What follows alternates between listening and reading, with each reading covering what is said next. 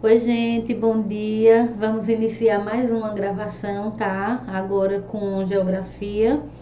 E como eu falei nas outras aulas, a gente tem 4 assuntos, dois para quem ficou no primeiro bimestre e mais dois para quem ficou no segundo bimestre, tá? Em toda aula eu tô fazendo essa explicação para que ninguém estude demais sem necessidade, tá? Vai funcionar da seguinte forma. Quem ficou no primeiro bimestre vai assistir essa aula mais ou menos até o meio, né? Até a metade. Vocês vão saber porque eu vou finalizando o assunto. E quem ficou no segundo bimestre começa a partir do momento que eu começar a explicar o assunto do livro 2, tá? Nós temos 2 assuntos de cada bimestre. Para o primeiro bimestre, foi da página 101 até a página 120, sendo alternada aí com atividades e tudo, né? Mas são 2 assuntos, ter ou não ter filhos, e o segundo assunto do primeiro bimestre, desafios da população, tá? Então nós vamos começar agora com o livro, tá compartilhado aí para vocês verem, deixa eu só aumentar um pouquinho aqui, ok. Gente, durante as aulas a gente viu que houve um tempo que as famílias eram bem numerosas, né? As crianças tinham vários primos para brincar, muitos irmãos em casa, e com o passar do tempo isso foi mudando, isso foi diminuindo, né?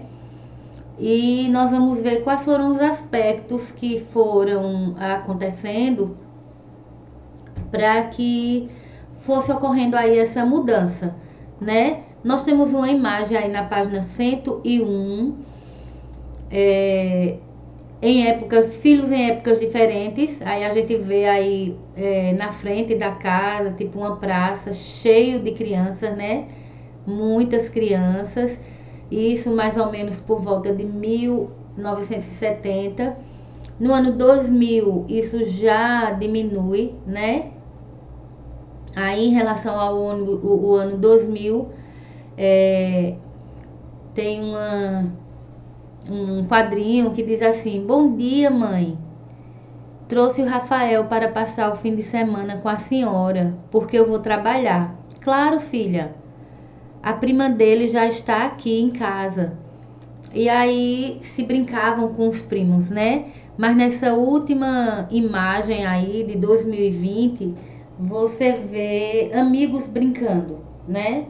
E a gente faz uma leitura justamente nessa década mais ou menos de 1970 até o ano 2000, as pessoas optavam para ter uma quantidade maior de filhos, né? E aí foram percebendo que a partir das dificuldades que foram surgindo, as questões financeiras, as mulheres que antes ficavam só em casa passando a trabalhar, aí essa necessidade de ter menos filhos foi mais expressiva, né? E no último quadrinho, que são 2 amigos, se você olhar a conversa, você percebe que são 2 amigos vizinhos que vão brincar, né? Um vai para casa do outro para brincar, porque as famílias agora estão optando por ter bem menos filhos, às vezes somente um, tá? Quais foram os aspectos que fizeram isso ir mudando, certo? As gerações de brasileiros. Alguns têm o privilégio de conviver com diferentes gerações, ou seja, com pessoas de idades mais, né, com mais idades, na verdade. São os bisavós, os avós, os tios, formando grandes famílias. Outras famílias são famílias pequenas e os filhos não têm contato com as gerações anteriores, né? Nas imagens a seguir, nós vamos observar 3 gerações de uma mesma família. Aqui nós temos, né, a mãe, no caso a avó, a filha e a netinha. E do outro lado, mesma coisa, o avô, o filho e o neto. Alguns nomes, especialmente masculinos, permanecem sendo usados por várias gerações, especialmente se forem nomes bíblicos ou de famílias de qualquer um para homenagear, né? Um familiar, colocando o nome do bebê que nasceu. Mas ultimamente o que a gente vê são nomes assim. Na verdade, são períodos, por exemplo, é muito comum a gente ver quase que como uma moda, não é verdade? Eu tenho visto muito agora Bernardo, é, mas eu já peguei salas de aula, por exemplo, que tiveram é, 5 Lucas com 2 nomes, né? Assim, Lucas Rian, Lucas Wesley, Lucas. Essa característica agora de colocar 2 nomes, né, nos filhos. E eu já peguei uma turma assim, com muitos Lucas, já peguei uma turma com muitos Mateus.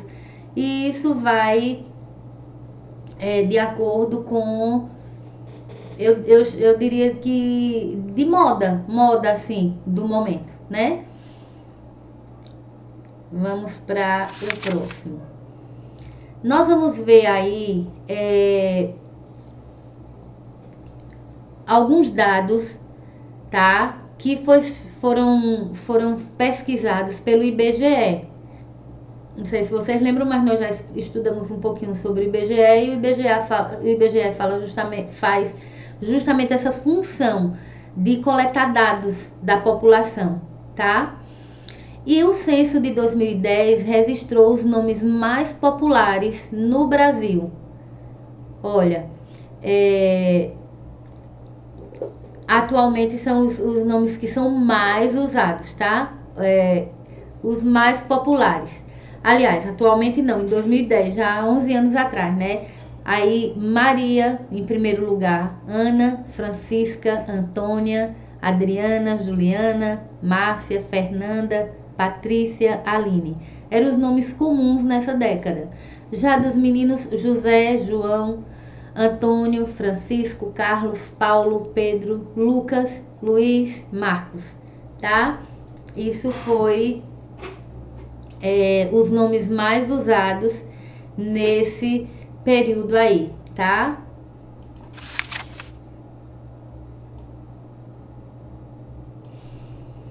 Vamos agora ao tema mesmo, né, do que a gente estava estudando, por que essa quantidade de filhos na família deu uma diminuída, né? Qual é o motivo? Nos últimos 60 anos, muitas mudanças aconteceram no Brasil e algumas delas são as seguintes. A primeira, foram disponibilizados até mesmo pelo governo métodos de prevenção, né? O próprio governo estimulando aí a prevenção de muitos filhos. Segundo lugar, muitas famílias que viviam no campo, e aí quando viviam no campo tinham muitos filhos, geralmente a característica de uma família que mora na zona rural é uma característica de uma família grande, né? E ultimamente muitas pessoas que moravam no campo se mudaram para vir morar na zona rural, até por conta das dificuldades que eles encontram, né? Tipo, eles não têm mercado, eles têm que se deslocar para o centro, para o centro não, para as cidades, para comprar.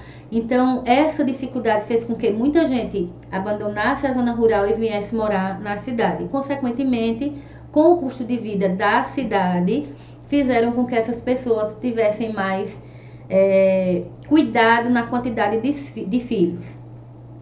A outra coisa que contribuiu para a diminuição de filhos na família é as mulheres trabalhando mais, né? Como a gente falou um pouquinho antes, as mulheres trabalhavam mais em casa e agora elas estão ganhando aí muito o espaço trabalhista, e por conta disso a grande maioria das mulheres hoje trabalham e justamente por isso optaram por ter menos filhos, né? Porque aí implica em ter com quem deixar com segurança. E a última característica, a última coisa que contribuiu para que houvesse essa diminuição dos filhos é justamente o custo de vida, né? As pessoas hoje querem ter seus filhos em melhores escolas, na grande maioria ter um plano de saúde, e isso fica um custo muito alto. Então, as famílias acham melhor diminuir o número de filhos para proporcionar melhores condições para eles e, consequentemente, vai diminuindo isso em todos os lugares, né? Em toda a sociedade vai diminuindo a quantidade de filhos.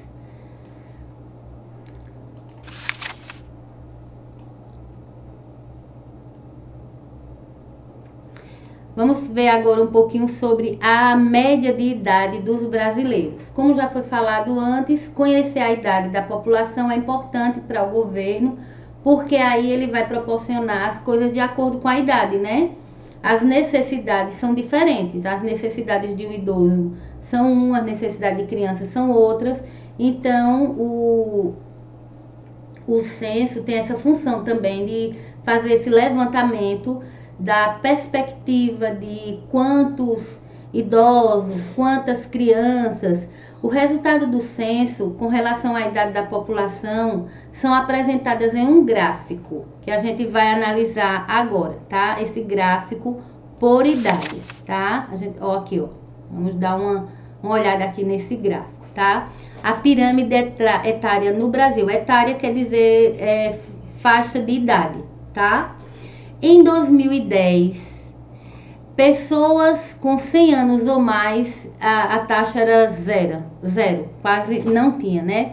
E isso vai até 90, de 90 até 94 anos, que fica em torno de 1%, ou seja, de 90 até 94 anos, no Brasil tinha aproximadamente em 2010 1%. Então, de toda a população brasileira, 1% estava nessa faixa de idade, tá?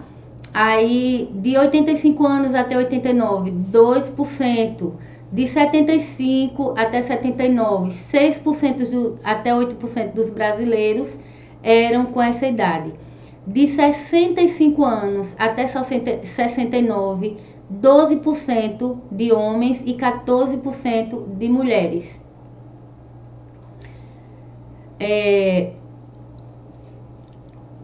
Aliás, 12% não. Deixa eu corrigir aqui. 1,2% eram homens e 1,4% mulheres. Na faixa etária de 50 e até 54 anos, 2,5% da população eram homens nessa idade e 2,8% em 2010 eram mulheres nessa idade, tá? De 50 até 54 anos. Vamos pegar um outro exemplo aqui. De 25 até 29 anos. Em 2010, 4% da população masculina era com essa idade. E 4,5% da população feminina, ou seja, de mulheres, era com essa idade, entre 25 e 29 anos, tá? 15 a 19 tinha 4,5% de homens e 4,4% de mulheres, tá? E de 10 anos, 4,6%. De 5 anos, 4,0%. De 0 até 4 anos, eram 3,7% de meninos e 3,6% meninas, tá? Então, essa é uma pirâmide mostrando a porcentagem de pessoas por idade no Brasil, tá? Nós vamos ver agora quais são alguns desafios que a população brasileira enfrenta, certo? Veja, cada pessoa que vive no Brasil, ela compõe um grande número de habitantes que constitui o nosso país, né? Cada indivíduo, com certeza, tem seus sonhos, seus desafios. E é importante a gente ver as necessidades dessas pessoas. E é justamente o censo que vai diagnosticar. Vocês lembram que quando eu comecei a falar, eu disse para vocês que cada faixa de idade tem as suas necessidades específicas, né? Então vejam, é importante que o governo veja as necessidades da população para poder atender essas necessidades, tá? Nós temos aí uma placa que foi necessário fazer isso aí, distribuir nos estabelecimentos, tanto assim nos hospitais, nos postos de saúde, nos lugares onde essas pessoas frequentam, para que as pessoas pudessem respeitar as pessoas com deficiência. E a gente vai ver um pouquinho isso, como é sério. Não sei se vocês lembram, mas eu passei até um videozinho de uma jovem que enfrentava muita dificuldade para fazer faculdade, porque ela era cadeirante, ou seja, ela vivia em cadeira de rodas, e ela não conseguia, chegava com muita dificuldade porque não tinha rampas. As pessoas tinham que ajudar ela a subir as escadas da faculdade numa cadeira de roda, quase que impossível, né? E também as outras pessoas que não têm, respeitar essas pessoas, tá? Então vejam aí a placa. Levantar um pouquinho para que vocês vejam aqui. Em quais são os lugares que a gente costuma ver essas placas? Aí, como eu já falei, né? Em consultórios médicos, em postos de saúde, em cinemas, em bancos, principalmente, né? Em bancos, supermercados. Foi feita uma lei, né? No Brasil, para que essas pessoas aí tivessem essas prioridades, né? É tanto que para onde você vai, em qualquer lugar, existem essas plaquinhas dando prioridade. Numa casa lotérica, por exemplo, existe um caixa específico para pessoas com necessidades especiais. Que necessidades são essas? Pessoas com deficiência física, mulheres grávidas, né, gestantes, idosos, pessoas que precisam de cadeiras de rodas, são as que são chamadas cadeirantes, e pessoas que estão com crianças, bebezinho, crianças de colo. Então, essas pessoas, elas eram, assim, desrespeitadas, né? Nos ônibus, a gente vê isso. Chegava lá e as pessoas viam que tem essas pessoas com essas necessidades e não davam preferências para que elas fossem atendidas. Então, isso passou a ser lei, tá? Dentre essas necessidades dos brasileiros, tem aí a necessidade das mulheres, né? No tempo das nossas bisavós, muitas mulheres eram somente donas de casas, mas agora elas ocuparam um espaço na sociedade, trabalhando, né? Conquistaram na realidade. Atualmente, além de cuidar de casa, cuidar dos filhos, cuidar do marido, grande parte das mulheres ainda trabalham fora, sem ser somente em casa, né? Então, a necessidade financeira fez com que a mulher saísse mais de casa e fosse trabalhar em trabalhos fora de casa para ajudar na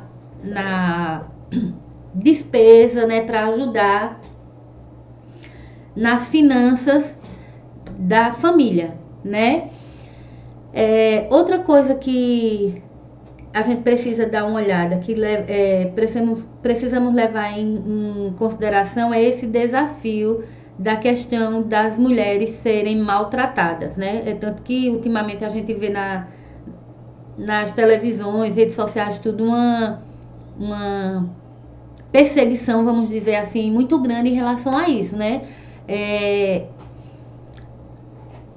A lei no país batendo em cima mesmo para que diminua, porque existe um índice de mortalidade e de maus tratos da mulher muito grande por parte de alguns homens, e isso está sendo trabalhado para que diminua, né? Diminua o índice de mortalidade, de assassinatos, de mulheres espancadas.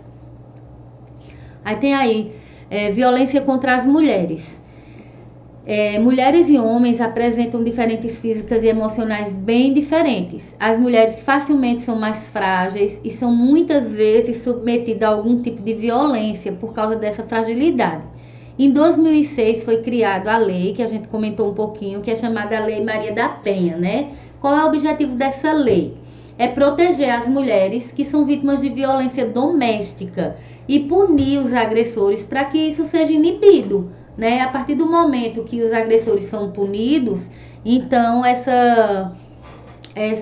esse número de mulheres que recebem ameaças, que são constrangidas, humilhadas, perseguidas, que recebem violência física ou calúnia, né? Muitas pessoas inventam mentiras, difamando a mulher, né? Difamação e trazendo outros tipos de violência, sejam exterminados do nosso país, né? A ideia é essa.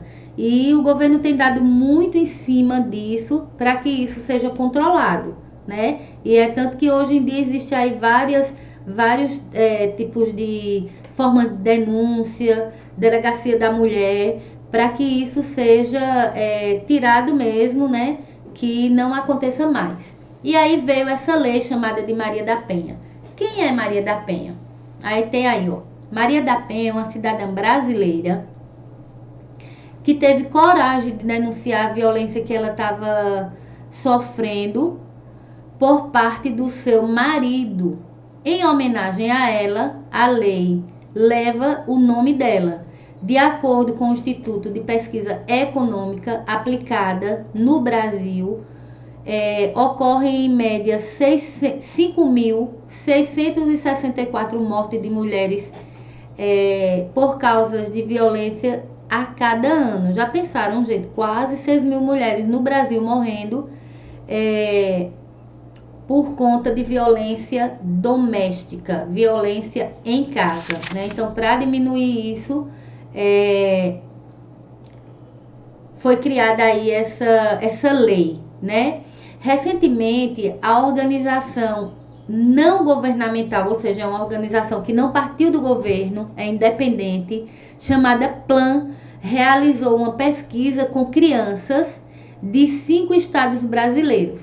O tema estava relacionado à participação delas na realização de tarefas domésticas, ou seja, muitas crianças também sendo exploradas, né, com um índice muito grande de atividades domésticas que elas são obrigadas a fazer. Muitas vezes nem somente pelos pais, mas por conta da necessidade que essas crianças têm de alimentação, de roupa, de tudo, elas muito cedo, muito crianças, vão para a casa de alguns parentes, familiares, e lá elas são obrigadas a trabalhar.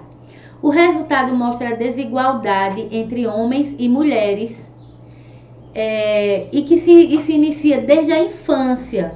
Por isso, é importante que os meninos e meninas assumam igualmente responsabilidade nas tarefas de casa, tá?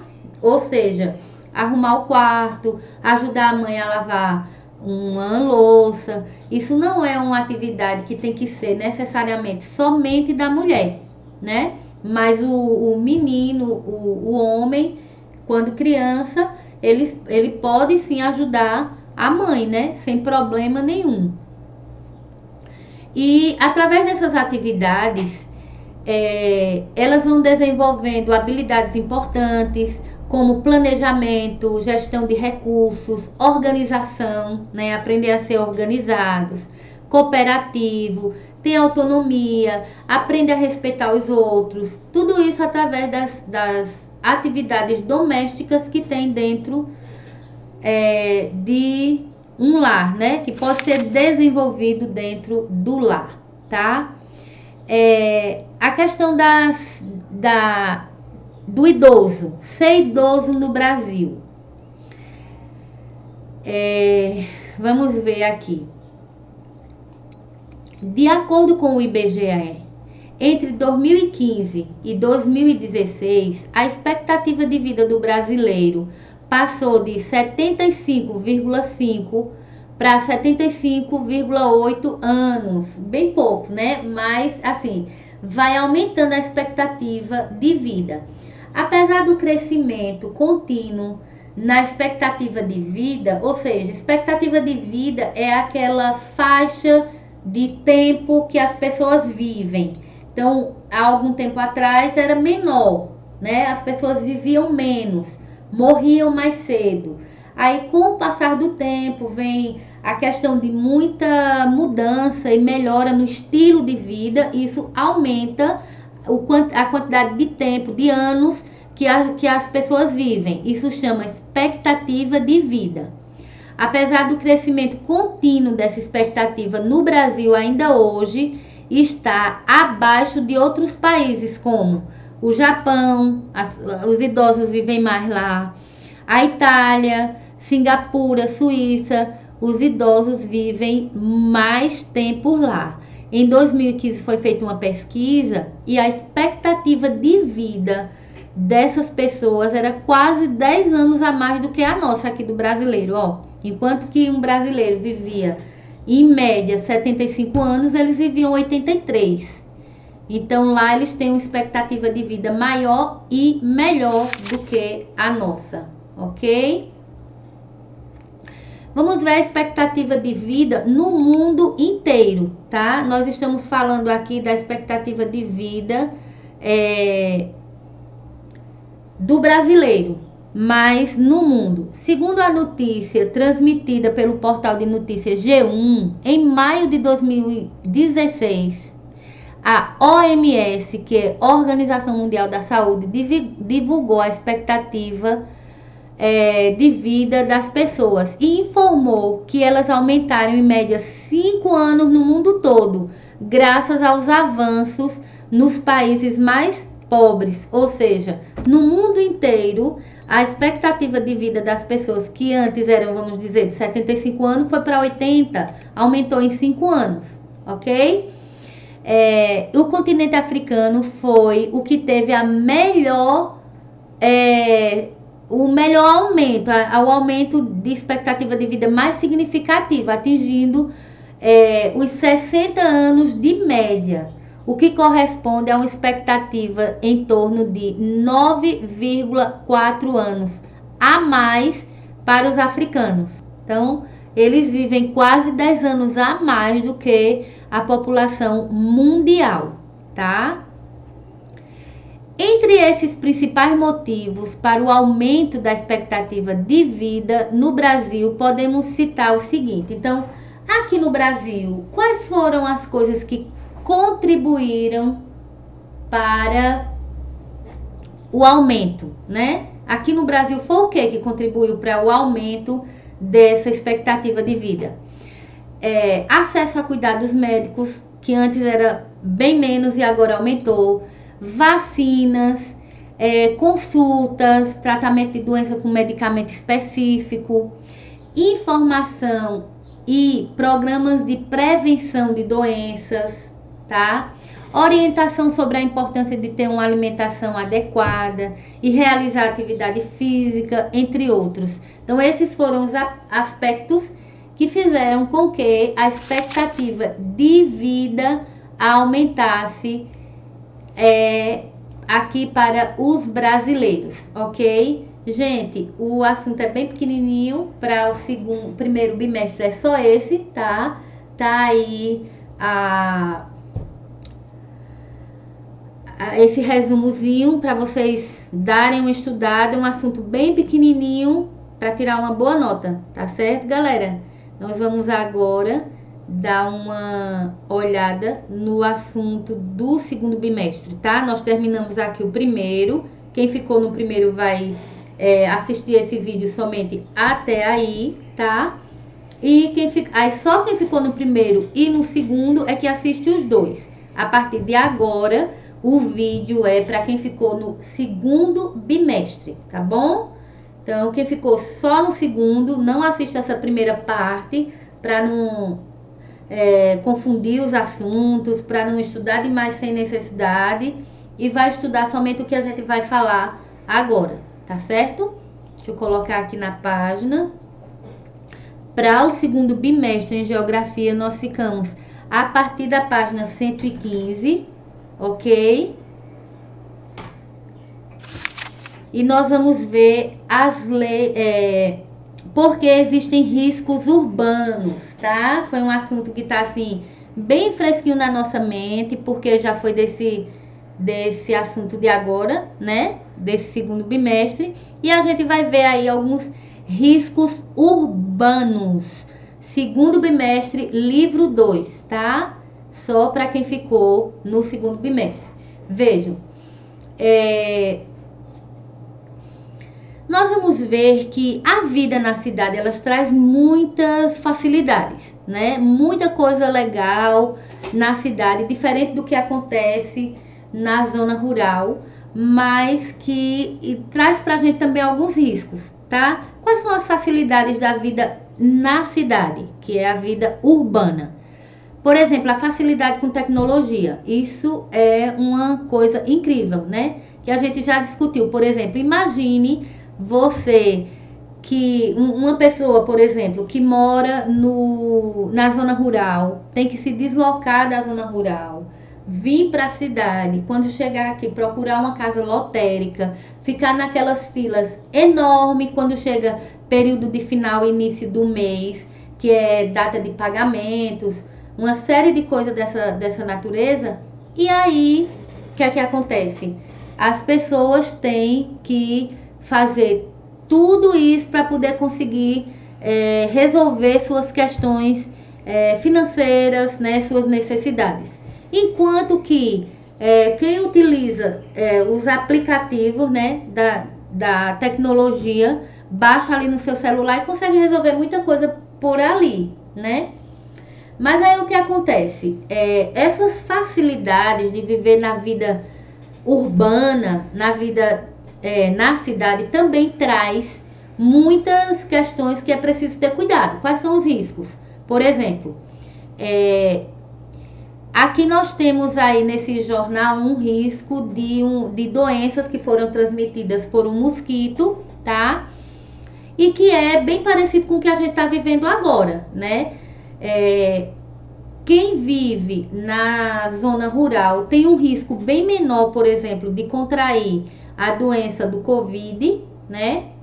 Do que mesmo quem vive na cidade. Quem está na zona rural tem um monte de coisas ao seu favor, vamos dizer assim, que contribui para que essa pessoa não pegue, ou se pegar, não seja tão grave. E que aspectos são esses? O que é que contribui? A questão do distanciamento. Quem vive na zona rural já tem um distanciamento, né? A outra questão, o estilo de vida que eles vivem, saudável, tá? Quem vive na zona rural geralmente não tem carro para ir para todo lugar. Eles caminham muito e caminham levando sol. Então veja aí, a luz solar, a caminhada, os produtos naturais. Geralmente quem vive, né, na zona rural e da zona rural tem seus produtos orgânicos e isso facilita, tá? Então a transmissão de doenças na zona urbana é um risco para a população, né? Trazendo aí a possibilidade de tanto contrair doenças graves como até morrer, né? Esse é um risco. E nós temos muitos outros riscos de ordem natural, tecnológica, social e ambiental. Nós vamos analisar cada um deles aqui, tá? Vejam, um exemplo. Riscos de ordem natural. Quais são os fatores que natural não, estrutural, de estrutura. Quais são os fatores que podem determinar esses riscos?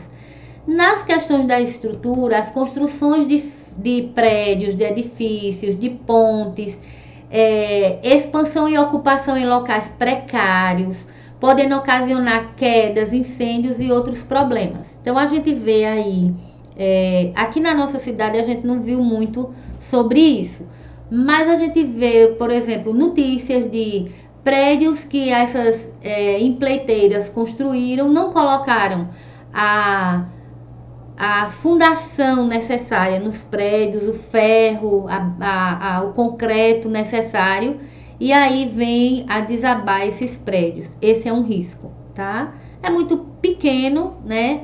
Mas acontece. Outro risco, a influência, a ineficiência ou inexistência de infraestrutura. O que é infraestrutura? Saneamento básico, esgoto, água tratada, energia, coleta de lixo e outros serviços públicos que são oferecidos à população. Então, esse também é um risco. Outro risco, concentração desigual de recursos financeiros, ou seja, uns ganham demais, outros muito pouco, né? E agora, com essa pandemia, pior ainda que muitas e muitas pessoas ficaram desempregadas. Então, o que é que acontece? Risco de assalto, né? Risco das coisas serem roubadas. Por quê? Quando a população está morrendo de fome, não tem o que comer, aí tem pessoas, não são todas, né? Tem muitas que estão pedindo ou trabalhando de outra forma. É muito comum agora, nesse período, depois da pandemia, a gente vê muita gente nos faróis, né? Nos viadutos, baterem ali quando a gente passa de carro, baterem no vidro, oferecendo produtos, oferecendo lanche, água, para poder eles sobreviverem, né? E outros pedindo mesmo, por conta dessa questão de terem perdido os seus empregos. Outro, falta de participação popular nos assuntos que dizem respeito ao governo. Então, a população precisa participar, né? Participar através dos seus representantes, mostrando quais são as necessidades deles, para que o governo venha e atenda a essa necessidade, ok? Outro risco é degradação ambiental, tá? Na cidade existe muito a questão de desmatar, tirar a árvore, tirar tudo para construção. Então, isso para expandir as cidades é tirada muitas árvores. E essa é uma prática que é uma ameaça, né, para a população, ok? Então, esses são aí os riscos. Quais são as possibilidades de um desenvolvimento sustentável? O que é, gente, um desenvolvimento sustentável? Um desenvolvimento sustentável é o seguinte: a cidade cresce, se desenvolve, mas o que é retirado dela não prejudica a geração futura, certo? Vejam, aí diz assim, segundo a WWF Brasil, uma ONG que atua no país desenvolvendo, fazendo desenvolvimentos sustentáveis. Uma cidade, ela se desenvolve de forma sustentável quando ela é capaz de suprir as necessidades dela, as necessidades da gente agora, mas também garantir que as gerações futuras também sejam atendidas nas suas necessidades. Por exemplo, se a gente só quer que a cidade cresça, então vamos só desmatar, vamos tirar tudo que é árvore, vamos sair tirando tudo, causa um prejuízo que talvez não seja para a gente nessa geração, mas para a geração futura. Então, um desenvolvimento sustentável é quando a cidade se desenvolve, atende à geração da gente que está vivendo agora, mas não destrói o que a geração futura vai precisar, né? Isso é um desenvolvimento sustentável. A exemplo disso, a gente tem algumas cidades, por exemplo, Curitiba é uma cidade que é considerada uma cidade esperança. Por quê? Porque ela é muito arborizada, ela tem muitos parques, muitas reservas florestais, muitos mananciais. E isso é conservado. A cidade cresce, mas esses parques, essas reservas florestais, elas são conservadas, tá? E isso faz com que tanto as necessidades da população atual, da população que está vivendo agora, seja atendida, como a dos filhos, dos netos, dos bisnetos que virão no futuro. Eles não comprometem, tá? Quais são os aspectos da paisagem de Curitiba, destacada na imagem, nessa imagenzinha aí, ó. Essa daqui, vejam que é bem arborizada, né, que indicam um elevado nível de qualidade de vida da população. Justamente essa convivência com a natureza, né? eles convivem, é uma cidade que cresce, que tem indústrias, mas é uma cidade que se organiza de forma que a natureza esteja presente dentro da cidade, tá? E como é que pode se viver se desenvolvendo e evitando riscos?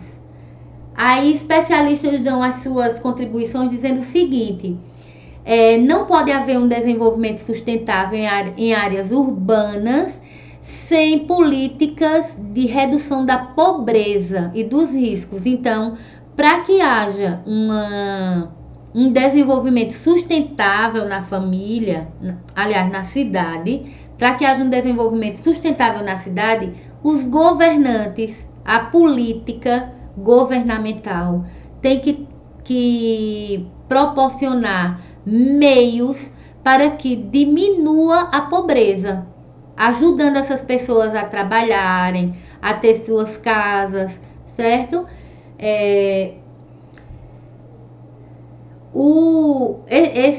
Esses especialistas, eles trazem duas ideias de desenvolvimento sustentável. O primeiro é o planejamento urbano, ou seja, não é quem quer vai derrubar a árvore que quer, levanta o que quer, constrói o que quer, sem nenhum planejamento. É determinado pelo governo, tá? Planejamento urbano tem o objetivo de regularizar o desenvolvimento e reduzir os riscos na cidade. As ações específicas, quais são? O que é que melhora, o que é que acontece para melhorar essas ações específicas? Vou aumentar aqui.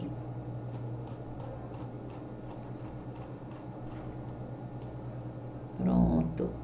Aqui, ó.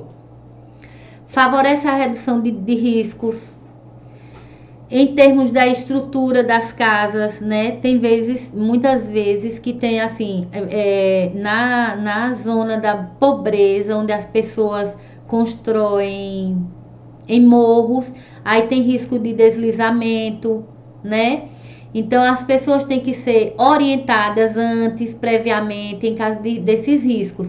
É importante também ter um plano de emergência. Aconteceu um acidente, desmoronou um morro, muitas casas foram atingidas, então o governo precisa ter um plano de acudir essas pessoas desabrigadas de forma bem emergencial, de forma bem rápida.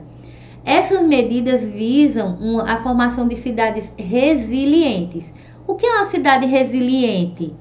É uma cidade que é capaz de resistir aos riscos naturais e reduzir cada vez mais a possibilidade de risco de origem social, econômica e ambiental. Então, uma cidade resiliente é uma cidade que, se vir a catástrofe, o desmoronamento, a cidade já está preparada para ajudar essas pessoas, tanto financeiramente, como socialmente, como na questão ambiental, tá? Isso é uma cidade resiliente. Projetando cidades do futuro. Entre 25 e 27 de setembro de 2015, mais de 50 líderes mundiais, ou seja, da sede da ONU, elaboraram uma cartilhazinha, tá?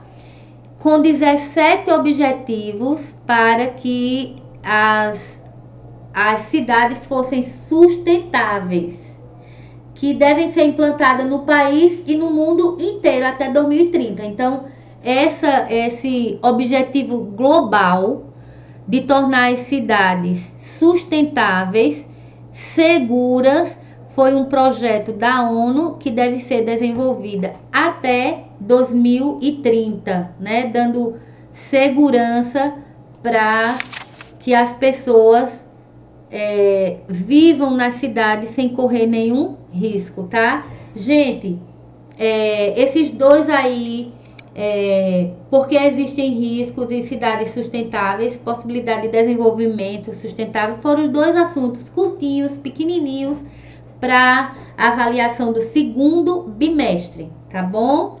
Então, preste atenção aí, o que é que você deve estudar, qual é a página. Olha no roteiro, você tem um roteiro, tá?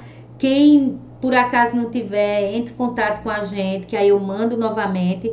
Mas foi disponibilizado o roteiro para vocês que vocês estudem, tá bom? Deus abençoe vocês.